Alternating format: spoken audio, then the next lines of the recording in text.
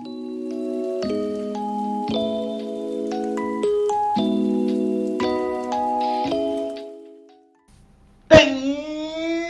we're live! Quarter Life Critics. We are back once again, and I am here with two of my best friends. One of those best friends is Grant. What's going on, Grant? What's going on? I didn't know we had a meeting where we changed and we're back to and we're live. But I'm glad that we're this is the first episode that we're just kind of, we're market testing, just doing some market research here. But I like it. I'm into it. Grant, we got a lot of things cooking up. We got some changes. We got some plans, some works, some features. All the above. They're all in the vault. So we're going to take the next couple weeks to implement some of these things. And that might be one thing. So yeah, we're doing a little A/B test. We'll check the numbers. This one might get like 3 downloads compared to and we're back. The Q2 roadmap is crazy. It's crazy. You listeners are just really in for a treat. We've got some brand new, maybe even a new team member. Mm-hmm. I heard... And one of the first things on the agenda is I heard what we're doing right now. Just talking, sharing our personalities, being ourselves. Cut that shit Market out. research has shown that is a very negative experience for the user. So why are we not talking about the just, movie? Well, first let me shut the hell up. Patrick, I just want to give you your due diligence. Thank you. So let's just get into it. What are we doing? Quarter Life Critics, where we discuss, some of the best TV and film the world has to offer every other week now. And the way we do this is we select a director to guide us through these episodes, to talk about what's important, what's not important. Some of the things we noticed. Unfortunately, we had Quinn last week. That is not true. We had someone else last week, so I am the director this time, guys, and I will be guiding us. Oh, you mean I was selected? You were the last director selected.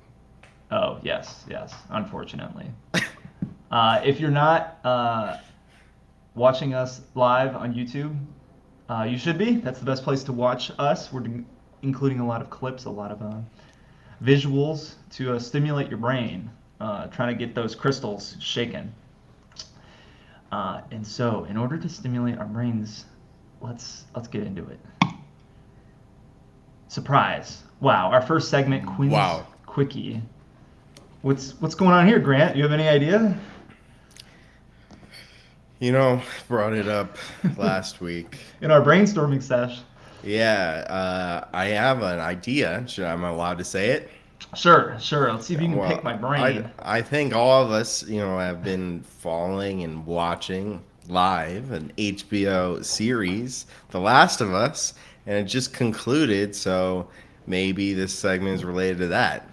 Grant, you're in my mind, brother. I figure what a better time. This is not what we're going to be talking about today in terms of a movie, but we just so happen to be watching this. I hear it in my daily conversation with people. Maybe not any more than that. It's over, but there was a lot of... I was even traveling, and I was on the LAX shuttle, the Uber shuttle that goes around, and, it's where you get shuttled to the rideshare lot. And I've taken that shuttle before. You have. It's not the best, but it works. The people behind me, they're like, oh, bro, I can't wait to get home and watch The Last of Us. And he's like, yeah, dude. Last of Us, bro. This is the last episode? It's like, oh, yeah, man. So it has been pervasive, and I thought for a quickie, maybe the next 5 minutes, thoughts. What'd you think before? Maybe what'd you think later? What's going through your head? And let's start with Patrick. Who introduced it first? Quickie? I did. Yes. I said, yo, you guys like zombies. It's fun. HBO's got it. They're balling out with a budget, no budget, and having a good time.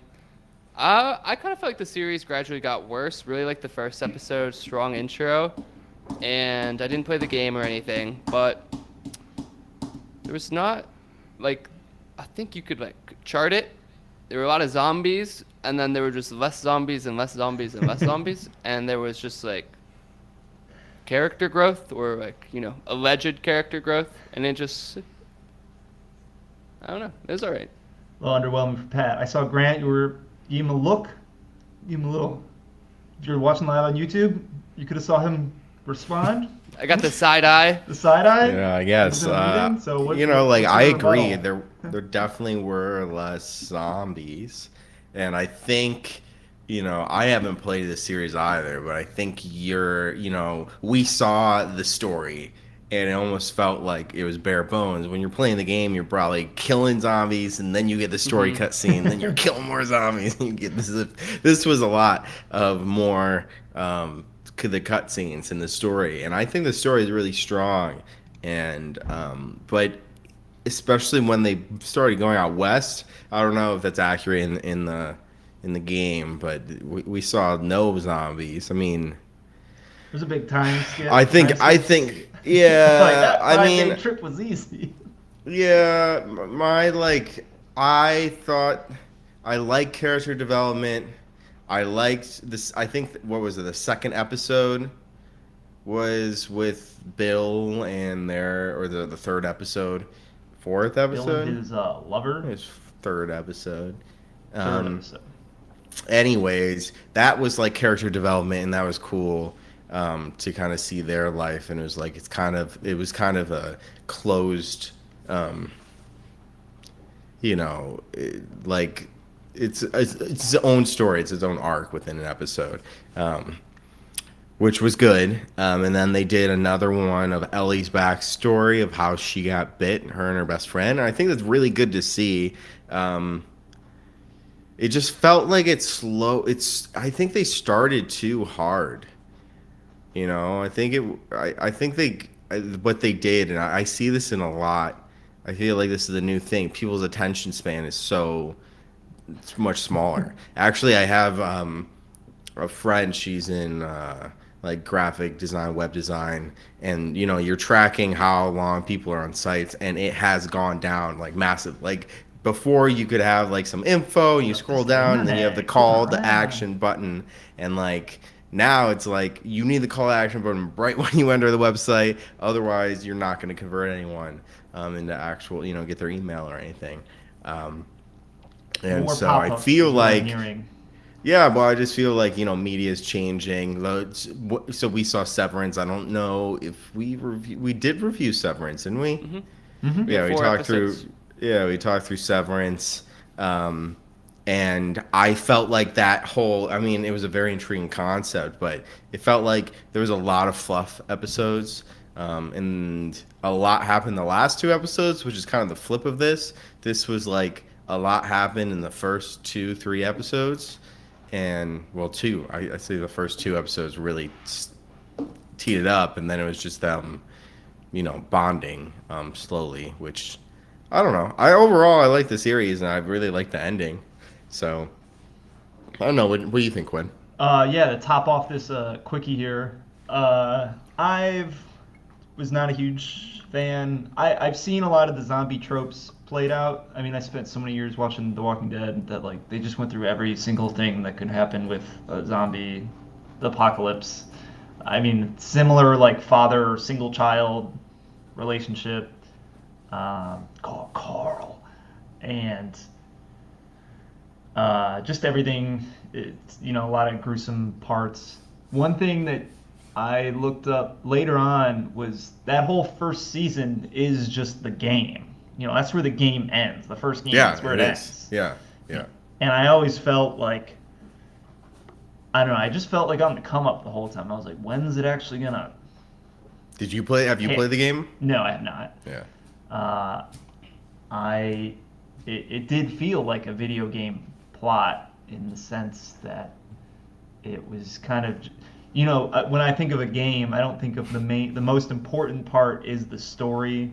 I like the interaction, The gameplay. the mechanics, and the story's nice and it can be beautiful and magical and all that jazz. But yeah, I don't know if slow is the right word, but it's was not drawing me in. My favorite episode was episode 8. I liked that one a lot, and that That one was pretty really much good.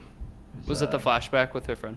No, that was that when was the one they after. got found by like the cult The religious leader. Jesus That was an was crazy. interesting. That was really good. That was probably my favorite. So- Either the first episode or that one. Quinn, do I have the liberty of closing out your segment with a question? Sure, for close out everyone? my segment. We're good. All right, Patrick, Quinn, you guys gonna watch season 2? Depends what year it comes out. I will. I don't I'll watch know. it. I probably won't I'm- watch it week to week. I'll probably if I get peer pressured into it. If someone tells me Wow. to watch it, Well, I'm that's not a going to watch close- it of my own. If it comes out, I'm not going to be like, I'm on it. Wow. But So you guys really fell off, huh? I did. I felt like I was kind of disappointed in Wow. womp womp. it. Sorry. All right, well, we Sorry, got- HBO. Yeah, I thought that was a good question to gauge, Yeah. like what your thoughts were. All right, thanks for indulging me. Quinn's quickie, that's over. It was a little 6 minutes. Sometimes I last longer, you know. So we're gonna go back to what we're actually talking about today, and that is the movie. Let's call it the runner-up to the Best Picture. I have no factual information behind that, but the Banshees of Inisherin. Which why don't you go ahead and explain what's this movie all about, Grant? All right, so just a brief synopsis of this film is so on a remote island off the coast of Ireland, which is a beautiful, gorgeous island. Podrick is devastated when his buddy Colm suddenly puts an end to their lifelong friendship with the help from his sister and a troubled young islander. Podrick sets to repair the damaged relationship by any means necessary. However, Colum's resolve only strengthens. He soon delivers an ultimatum that leads to shocking consequences. Director is Martin McDonough, Colin Farrell, Barry Keoghan, Kerry Condon, and Brendan Gleeson are stars. He was awarded, it was nominated for Best Picture for the Oscars. IMDb was 7.7 out of 10, and the box office was 47.5 million with a budget of 20 mil. A commercial success, I might say. Yeah, double. All right, boys. This one was talked about. Have you ever heard of anyone else talking about this movie Mm-hmm. in real life? In real life, no. Yes. Yes. Who My did whole you hear family from? has seen it, except for Emily and I. Well, Patrick was the main character, so Patrick. It's true. Pretty much. Uh, No one liked it except my sister's boyfriend, who loved it and couldn't believe that he was the only one who enjoyed it. Is he Irish? No. But we are Irish. Yeah, I'm just curious. He's appropriating some Irishmen. All right, so before we talk about whether you may have liked it or did not like it, I wanted to name the segment Not So Fast. So this movie, Quinn's quickie to not so fast. not so fast, right? I He's got the extended. tempo. No, it's Yeah. slow it down. You have a lot of kind of metaphors, some higher level stuff going on. Things are exaggerated in the sense that, well, let me put it this way. You could take this movie for what it is, or you could try and extrapolate, what's this movie trying to tell you? What are these Hollywood schmucks telling you what you should or should not think? Is this too highbrow to be enjoyed, or does it deliver at its face value? So I wanted to, before you can always, age of the internet, you can look up, Banshees of Inisherin ending explained, or what was going on here? Why did he cut his fingers off? I thought it's important for us as media professionals to try and understand ourselves, use our own little brain, our own little noggin, to figure out what's going on here. Why did all this shit happen? What was the point of it? Maybe you don't maybe you just thought it was all dumb and it really didn't land. So I see we have an audience member, Patrick, Thank you. raising his hand. So why don't you kick us off? I think that this movie is about the rot of society and the confusion that the members of society feel. On the surface, you have a beautiful landscape, lush greenery, but who lives within it? Depressed, confused individuals who don't know what they're doing. You have a police officer molesting his son, beating up the civilians, just no respect.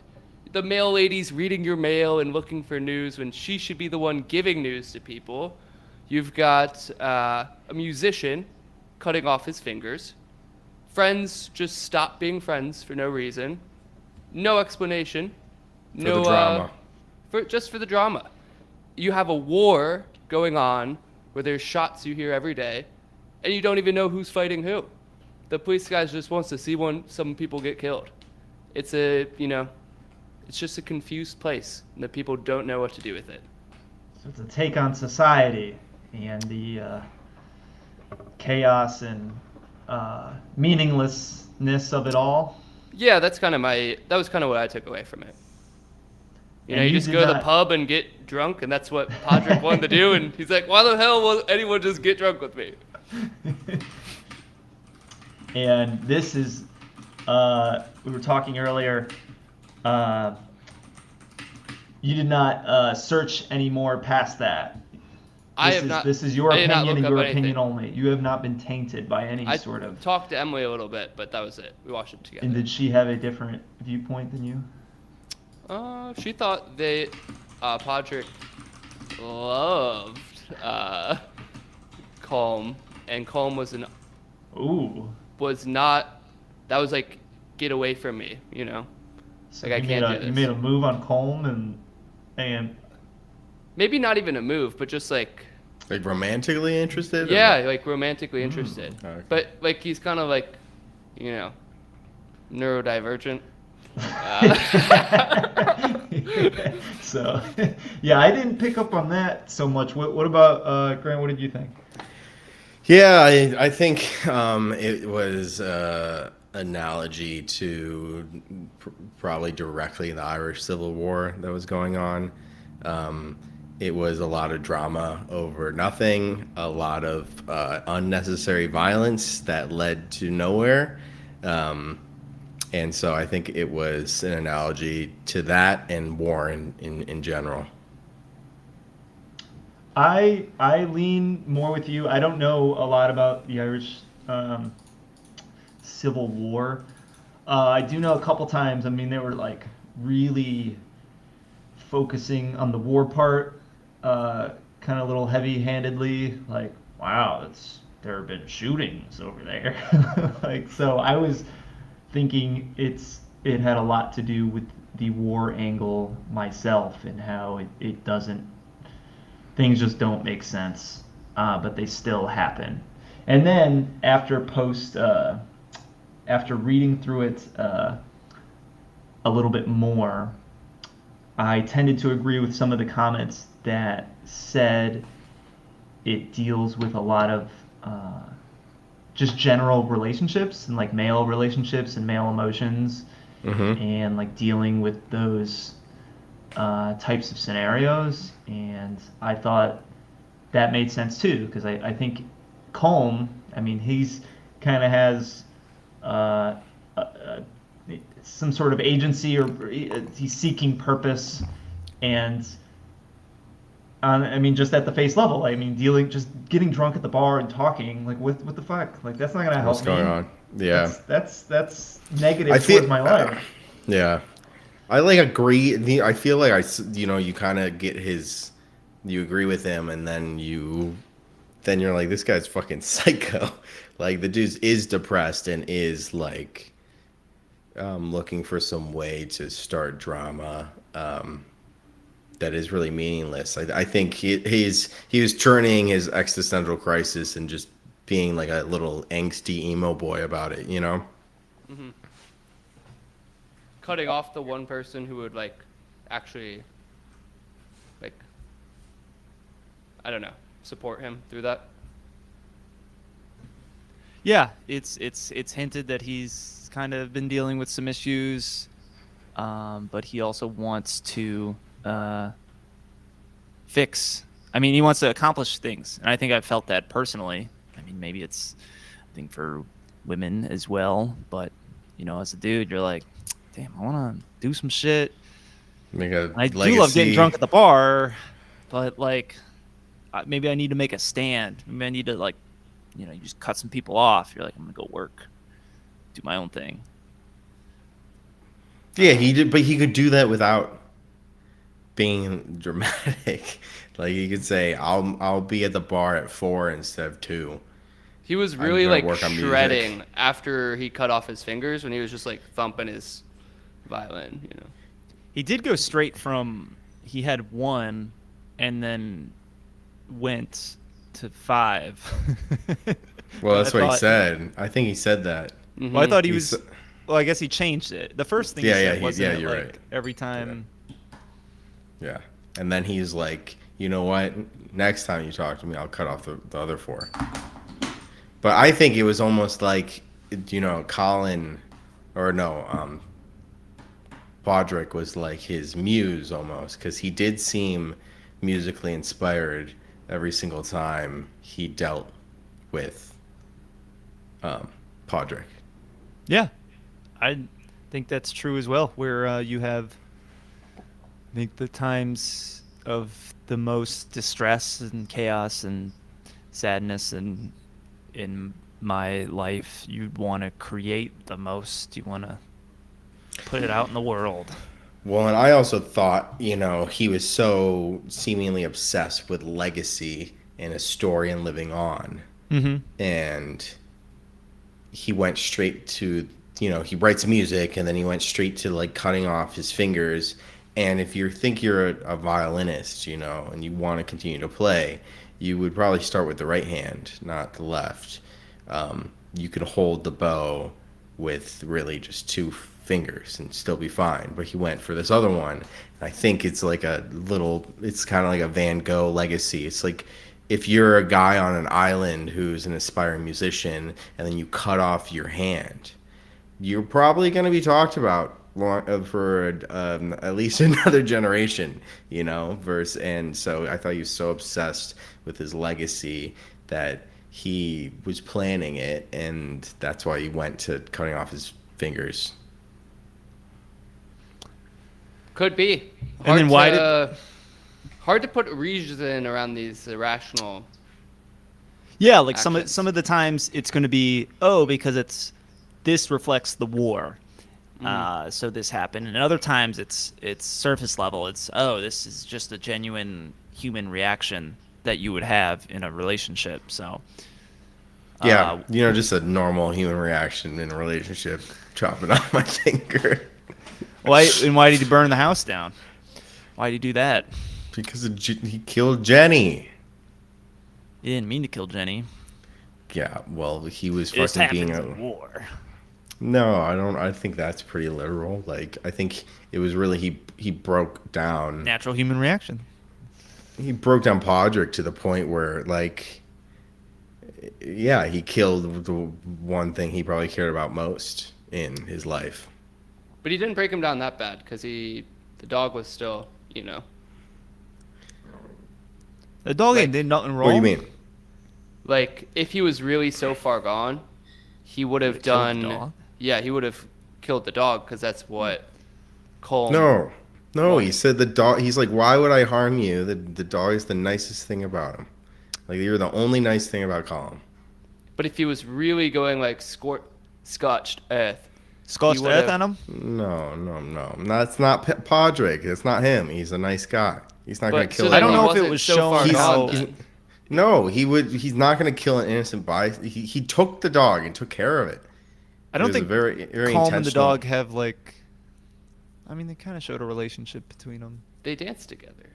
There's just ways of like totally destroying someone without it hurting an innocent dog. I think. Yeah, that's what. Yeah, it's an innocent bystander. He knew he wasn't going to do that.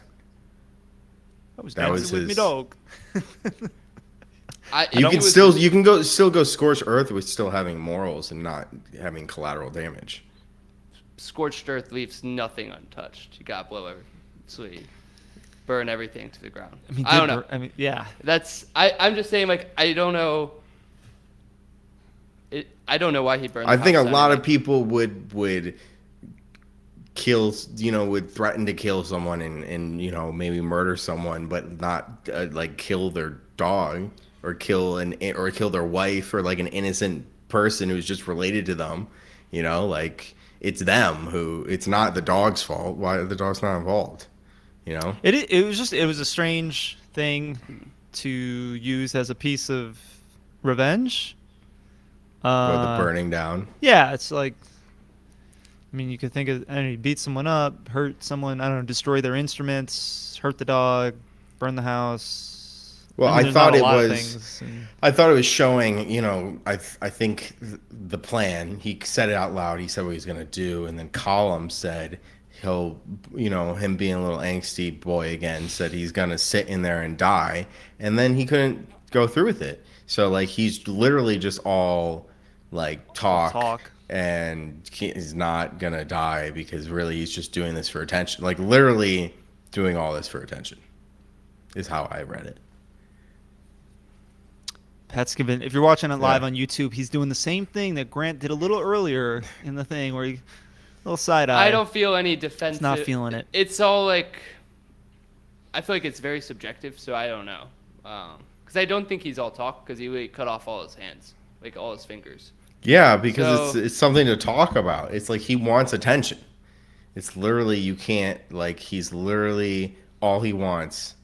It seems like all he is. He's like a just like thirsting for attention. And I thought he's trying to be this old like archetype, like this old wise guy who's like Podrick is like the dumb dim-witted guy, like I'm wasting my time with him, and then he couldn't even name the century, like he got the century wrong that Mozart's in. I think that line is showing that like, okay, everyone's kind of a dull fucking person on this island. Like you're not better than anyone else. Like shut the fuck up, like okay, so you can play you can play some music and it's not that great, but he's so you're going stir crazy. He is depressed, I think, and he's going stir crazy and he starts all this fucking drama.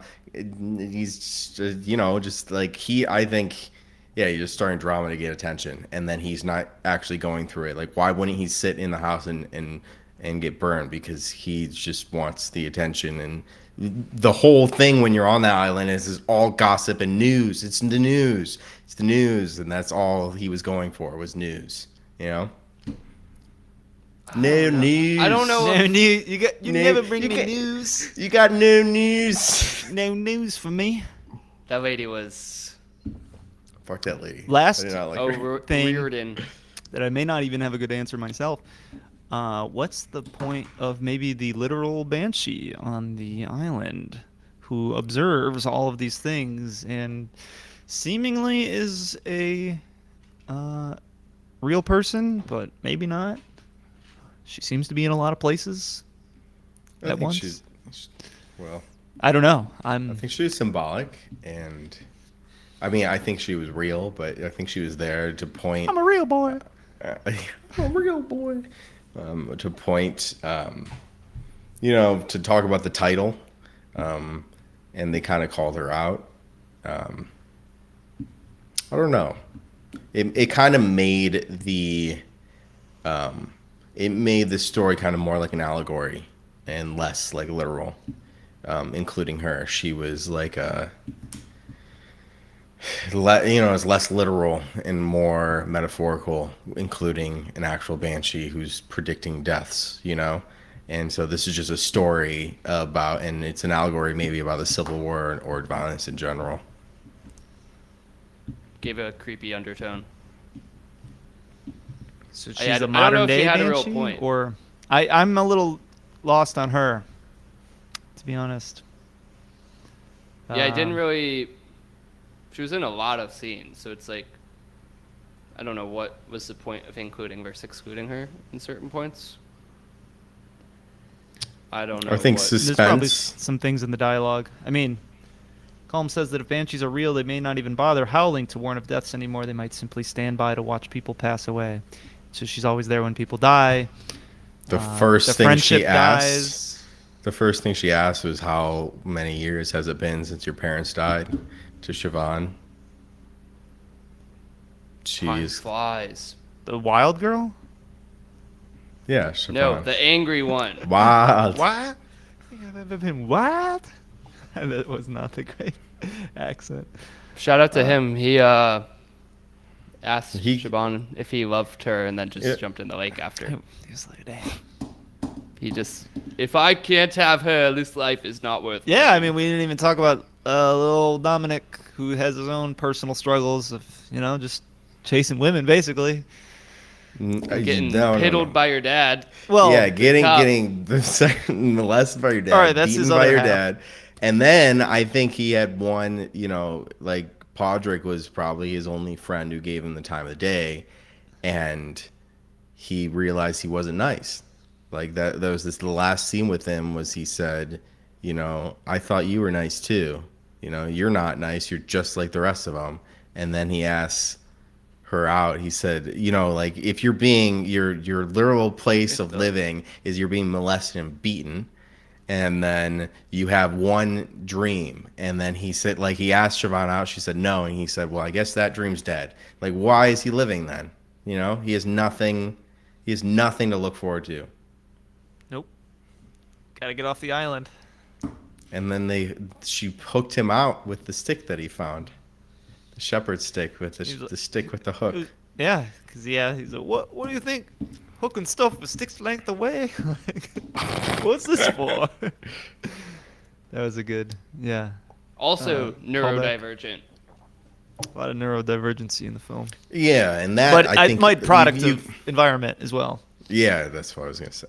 Right, like I think he drinks himself. Like he's, molested and beaten daily. Police officer doesn't die, right? He just gets punched, and then Yeah, that's it. Hmm. yeah. Cops are always getting off.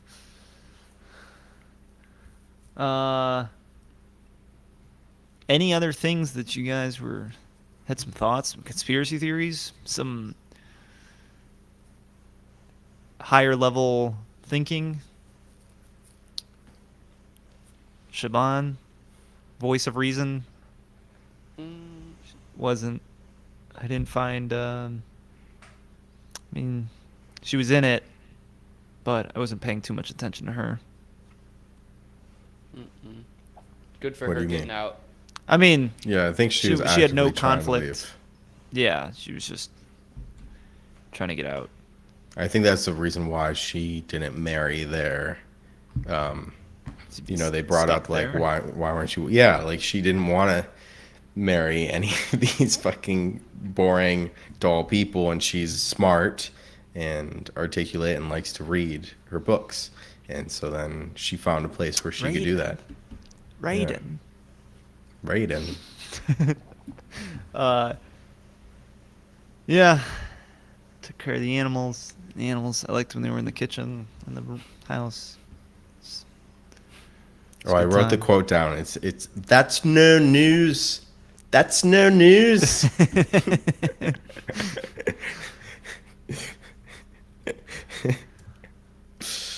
All right. Speaking of funny accents, funny things, funny quotes, our next segment on a lighter note is Watch Your Language. What's where your language?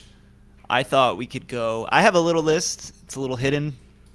Little So we can go list. through your list first. If you have a list, maybe you didn't do anything. Maybe you're like, Quinn, give me it. Just I'm here to be entertained. Some of your funniest, maybe slang or things you learned in the film. So, Patrick, did you find the one you were looking for? I did. All right, let's In- hear it. So in the letter response to Siobhan, Podrick describes, his lovely Jenny as his little gilly gooly. And what does that mean? What does Gilly Gooly mean? No idea. I tried to look it up and I couldn't really find anything, but I think it would just mean, like cute little friend or like cutie, dearie. I forgot A how term that of was endearment. spelled. Was ghoulie? Was that like a ghoul, or was that No, G-O-O? G-O-O-L-Y, yeah. Gilly Ghoulie. Also a village in Northern Ireland. 72 people. Hmm. It just seemed like a little term of endearment. An My Gilly affectionate- Ghoulie. My Gilly Yeah. Ghoulie. Yeah. But I thought that was, it made me old. That's just nonsense and I like it. Also, I just enjoyed how they structured the language, It's like, you go to the pub and they just say like at the end of everything. Yeah, pub like, yeah. Like I like that too.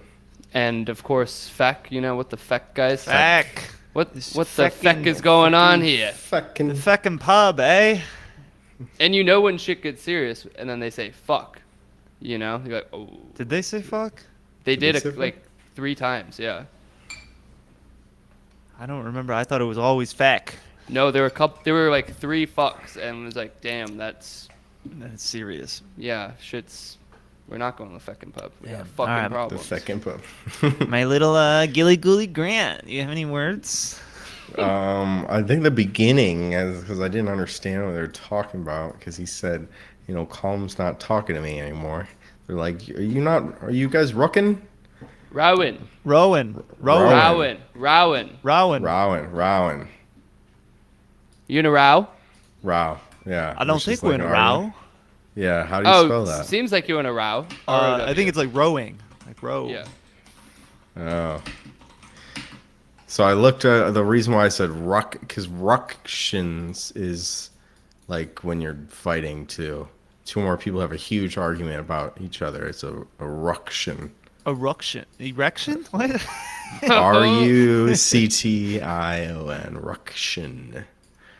Ruction. Ruction. Spell that again? Ruction. Ruction. Ruction. Ruction. So, It's but def- Row, you're right. It definitely was Row. I remembered wrong. But it was funny the repetitiveness of that.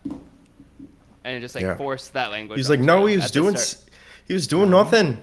Don't know. Just smoking. Like, Is he sitting or sitting? Sleeping. was he asleep? Was he sleeping? How is he? How do you explain? How is he sleeping if he's having a smoke? A couple of mine, if you guys don't have any more, I can go over. I like the words gom. Gone. You're just acting the gom. That's my example. I don't know if that's from the movie, which means fool or idiot. So you're a gom. And also stooks. I was left standing there looking like a right stook, which also means fool or idiot. Fucking mail lady called him that. So you can call everyone a gom or a stook. I liked, of course, feck. We talked about feck. Feck. This feckin'. Feckin'. The feckin' pub. The feckin' pub. Slaggin'. I liked a lot. You're feckin' SLAGGIN. doll. Stop feckin'. I'm just feckin' slagging you. I ain't done slagging you. Which I'm is done with means your door. to describe a harsher form of teasing. In this example, John falls down. Patrick says, Jesus, were you born with one leg shorter than the other? John says, fuck off. Patrick says, calm down, I'm only slagging you. Feck off. Feck off. Feck off, Patrick. Patrick. I'm only fucking slagging you. And my other one, I don't You know if this... feckin' gum. I'm only feckin' slagging you. You being a righteous I can stew. only imagine Grant with 10 drinks in. Giving him all Whiskeyed these out. words. You feckin' gum. I'm only feckin' slagging you. That's pretty good. And one of my favorites that I don't think was in the film, but I was looking up some Irish slang, is banjaxed, which basically means when something's broken or ruined. How So, do you say that with an accent? I don't know. That's a good point. Banjaxed? The fucking car won't start again. The engine's banjaxed. So The if something's not working, you can call it Banjext. Banjext. So I think, I don't think that one was in there. Widely used in Ireland to describe someone or something totally ruined, wrecked, tired, or drunk. You can get banjaxed. I'm fucking banjaxed. Fucking Banjext. You're fucking Banjext, aren't you? Acting like a That's- gum. In the confessional, the priest is just like, "You're really Banjex now, Colm. Oh my God, look at your hand. Aren't you? Exactly. Self-mutilation? Oh, Banjex That's yourself. self-mutilation's a sin too. The one of the worst of them." All right, that's all I got. Do you guys have any more fun terms? I think we covered most of them. Mhm. Let's move on to a little segment I like to call Devil's Advocate, where the premise is very simple. If you generally like the film, tell me something that you didn't like about the film. And if you generally didn't like the film, tell me something you appreciated or you fancied that wasn't feckin' stupid, that wasn't feckin' Banjanks. Wasn't fucking Banjext? You fucking gum. I keep wanting to say at the end, like angst. I think it's just axe. Banjax. Banjax. Yeah. So let's start with Grant. Gilly Well, I Grant. generally didn't like. Honestly, the film. I'm like, when I was watching it. I'm gonna talk like an Irish slang. When I was watching it. What's it? I didn't have. No, when I was actually like actively watching it, I don't think I was enjoying it that much. I was like, this is slow. What's gonna happen? You know, nothing's really It's my happening. call to This action is button. sad. You know, it's sad. So when it ended, you're just like, bummer. You know, that's a bummer. But so I guess something I liked is like just it was good symbolism, and I think it was a good story and it was an allegory. But I don't think anyone would argue it's like an enjoy. It's supposed to be sad and kind of a bummer. I think it's not really a happy story. It's not like, and you're not really like thrilling. It's not thrilling either. So it's kind of just bleak. It's a little bleak, which I think it's tragedy. a little dull, which is I think supposed to be kind of bleak dull, which is the general feeling of living there probably. So what I generally liked is I guess the writing. I thought it was funny at points. There's points where I couldn't help but laugh. It was very dark humor. So probably that. All right, and you, Pydrick? I generally liked it. I feel like the use of the old lady as a banshee or, creepy symbolism, that I felt like that was a weak point and just kind of like drew me out of it. All right. Just feel like it didn't really add that much. Yeah, she was there for the literal sense of a banshee and didn't deliver. Mm-hmm. Yeah. For myself. So you said you generally liked it. Mm-hmm. Definitely. I enjoyed watching it. That was funny. Him and his And I don't know, it's kind of bleak, but I felt like it was interesting. It was interesting. We can talk about it, the over under. Yeah, we'll get into it real quick. For me, I kind of went back and forth. I don't know. I was definitely with Grant that while I was watching it, I didn't care for it too much. But Didn't care for it. I mean, after it finished, I couldn't help. I mean, I was just thinking about it a lot. I was thinking. I was like, thinking about my life, thinking about my own. I was like, I guess I did a good job there, and I warmed up to it. So I may be in the generally liked it category now, but I will say one thing that I didn't like was I kind of went into it knowing that there's gonna have all these accents, and I was like, I'll just throw on some subtitles, and so I can understand the rowing. But You fucking gum. I think in a drama or other types of movies, It's less impactful, but some of the black comedy, the comedic lines, the timing is Oh, I totally hate that. ruined when you read the Yeah. punchline right before they say it, and you're like, Yeah, I didn't have it on. Did you have it on, Patrick? Mm-hmm. so. Still thought it was funny. I thought it was. Yeah, no, I've been with you, Quinn. I have Yeah. to turn it off for a lot of comedies, stand up, all that shit. Yeah, You're just stand-ups. like, it ruins the timing. I mean, Yeah, some stand ups, I think they like really. I think Bo Burnham's, they like, you can tell that they split it up and wait for the punchline right when he says it.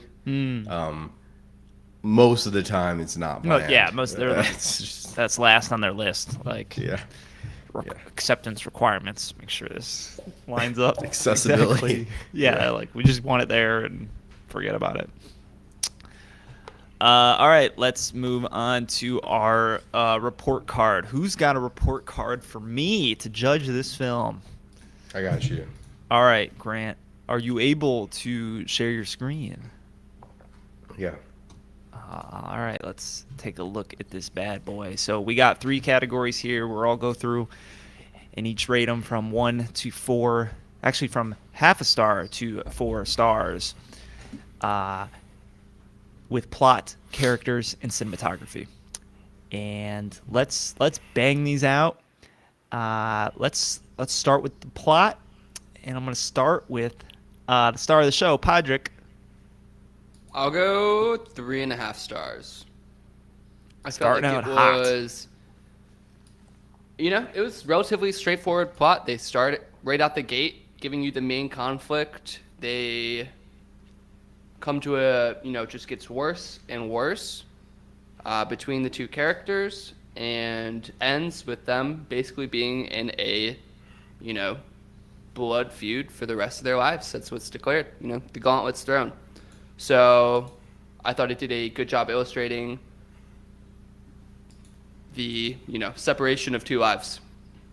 And I liked it. Felt like it was strong. No holes. Nice. I'll go next for plot. I'm going to say 3.5 as well for similar reasons. When I think of what happened in the film, it's simple, but it's effective. And I don't know what I would change plot-wise to make it obviously better.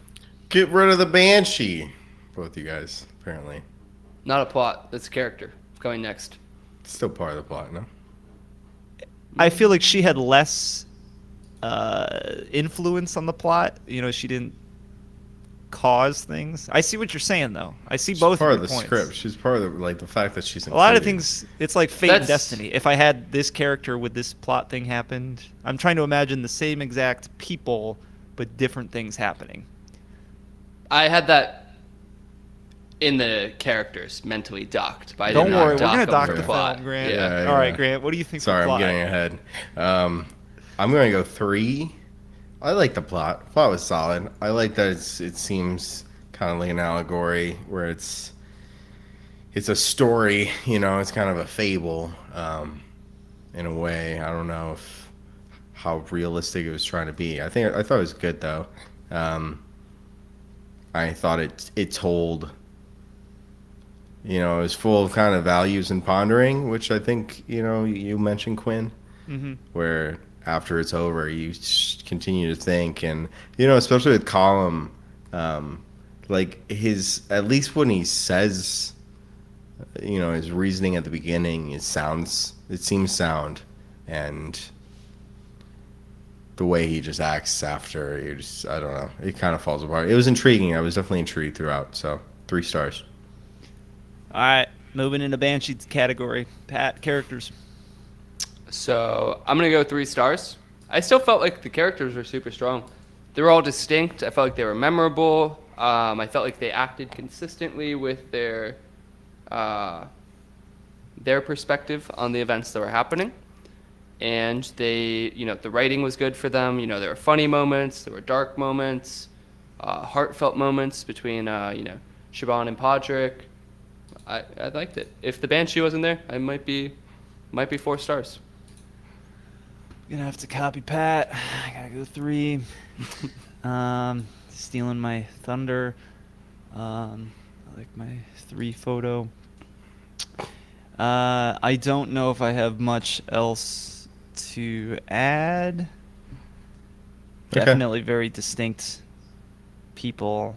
Maybe I would have liked to see a little more development from Podrick. He seemed kind of like a blank slate, kind of a dim dude. Maybe that's the whole point, where there's not really much to him, and he just drinks at the bar and talks. And He's not even a drunk either. no, he's not a drunk. He just wants to have some good regular chatting. Normal. Just a Forrest Some Gump good normal of chat. Inisherin. Yeah. So that's me. Grant. I'm actually gonna go 4 here. It's similar reasoning. I thought it was well done. I liked all the characters. Each one was a character, right? Like you see why gossip. It's like that's your only entertainment is other people's kind of like demeanors. And as Pat said, I think they were written really well and they were very reliable. They were very consistent and believable in how they were, I guess, written or designed, right? Like none of them like did anything that didn't seem to fit their character or their arc. So I'm going with 4. I also really liked all the Irish people. We were just having fun with the accents. It's just like fun. I don't know. Yeah, it is. Even though it's not It is. really like part of characters, it just adds like I don't know. It's silly. It is silly. Cinematography, Pat.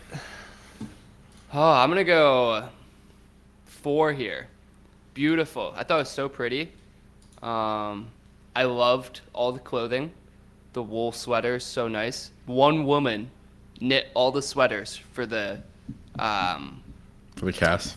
yeah, for the cast. She made 2 pairs of every item, and then she never knew what any of the people looked like, didn't know who they were for, but she just made these random things. Wow. And yeah, it just thought it was cool. Beautiful island. Ireland looks so cool. Cliff shots are great. I liked all the animals that were kind of included. Yeah.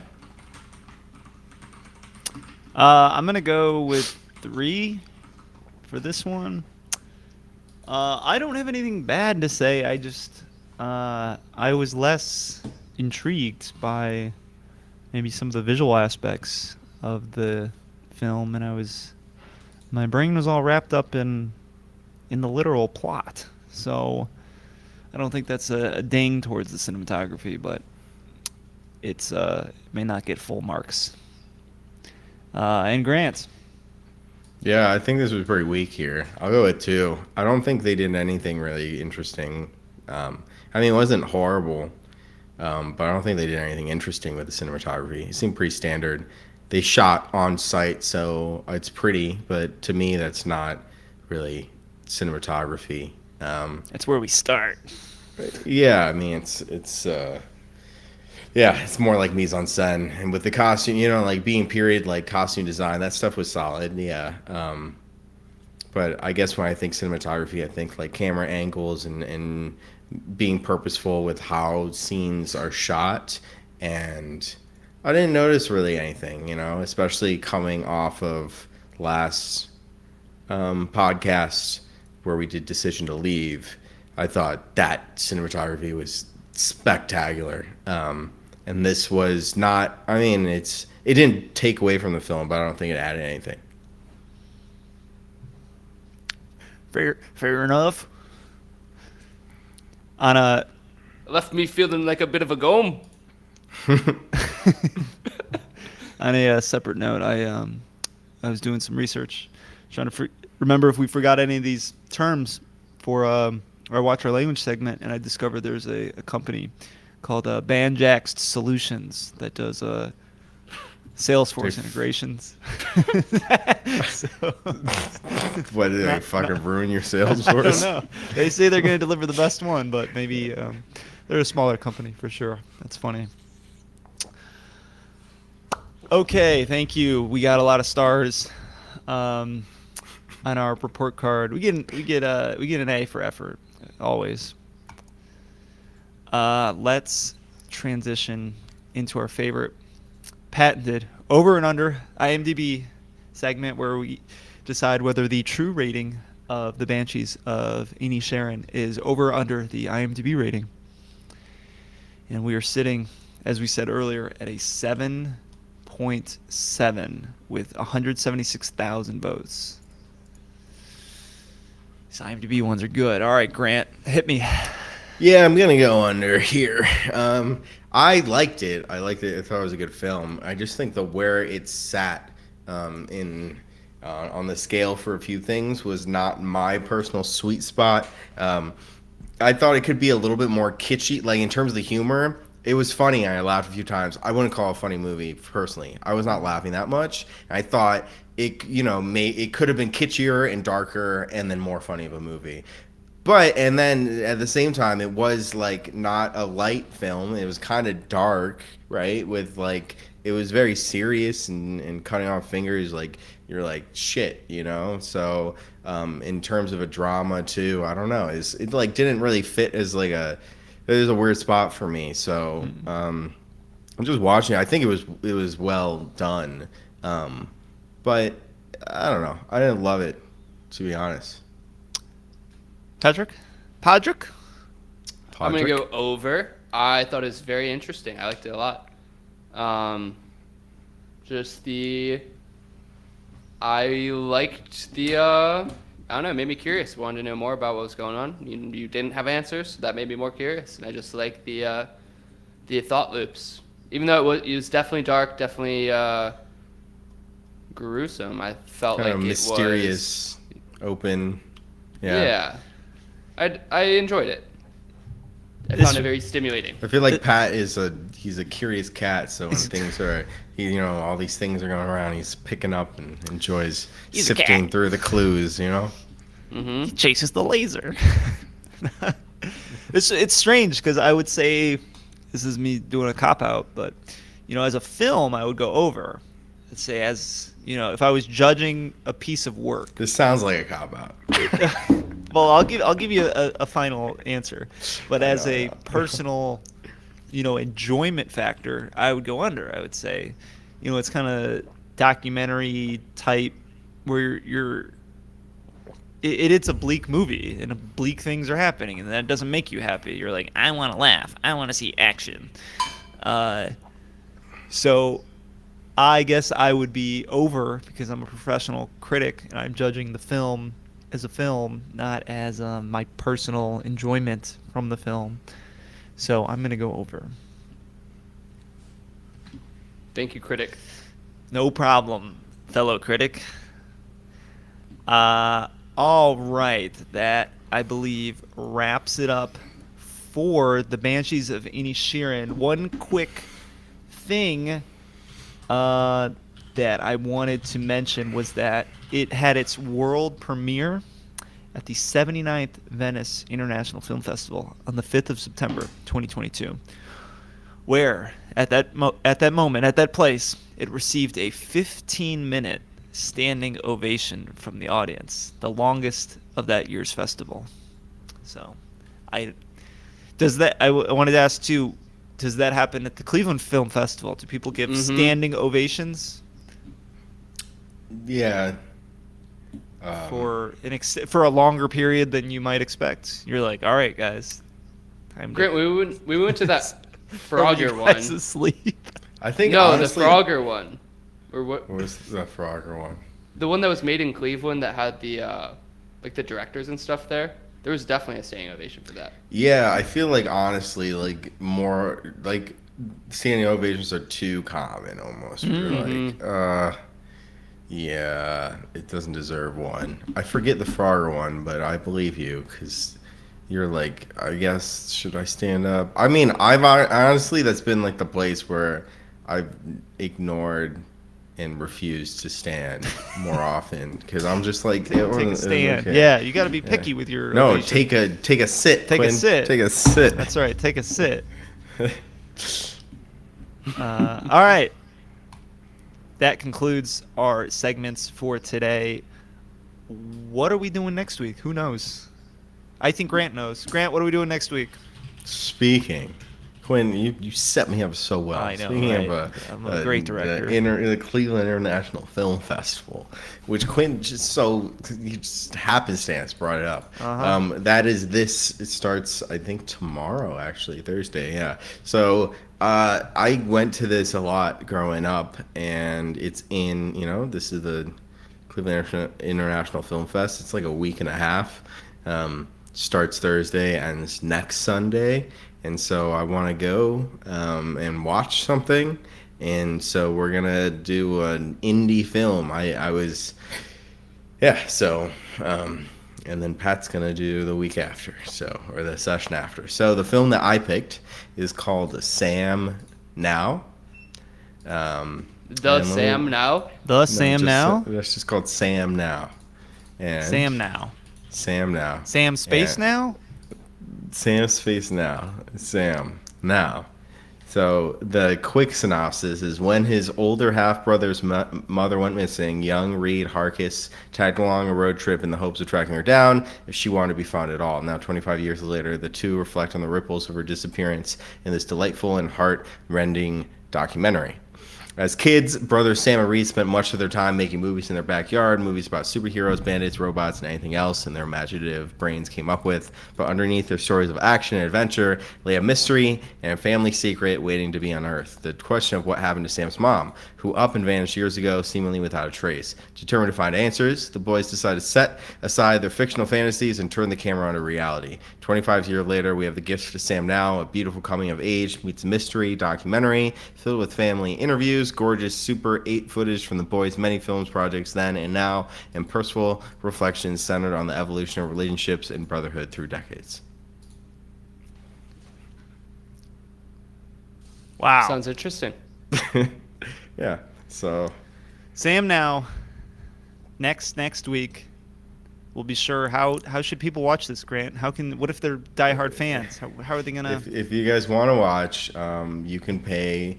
I believe it's $14 to stream this during the week. So during the film fest, you can watch this. And it's $14, which is not too bad. Or if you want to watch it, it's going to be showing on Saturday. You can meet At Grant there. 2:30. You can meet me, and we'll be in the same theater. If this proves to be inaccessible to you all, then we will Fail pivot fast and as pivot. needed. Yeah, fail fast and pivot as needed. Sweet. Next week, Sam Now. Sam Now. Sam Now. Sam Now. Sam Now. Sam. It's like ShamWow. ShamWow. Yeah. Okay. But Sam Now, not Sam- ShamWow. All right. I think that's enough for today. Thank you, Pat and Grant, and we will see everyone next. Thank you all for listening, and you can follow us on our social media. We have an Instagram, Quarter Life Critics is our handle at Instagram. We have a Twitter out there, but just go to Instagram. We also have a YouTube, which guess what? You can access from the Instagram. So just go to the Instagram, give us a follow, like our posts. You can look us up. We also have Spotify, iTunes, Apple Podcasts, wherever you find your podcasts, you can find us. And we do YouTube Live, so catch us every other week on Wednesdays at 9 o'clock Eastern is when we shoot to film. We're always looking for your feedback, so please send us a DM, send us a message on YouTube with some comments on our videos, whatever, some sort of interaction. Smash that like button. Yeah, smash that like button. Any interaction, we like interacting with the community. It's really one of our favorite things. It doesn't happen as much as we'd like, but that's on us. It's Who not wants a on you friend? guys. Yeah. So thank you all for listening. Next week during our next podcast, Sam Now, Cleveland International Film Fest. We will see you all there. Peace. Peace. Peace.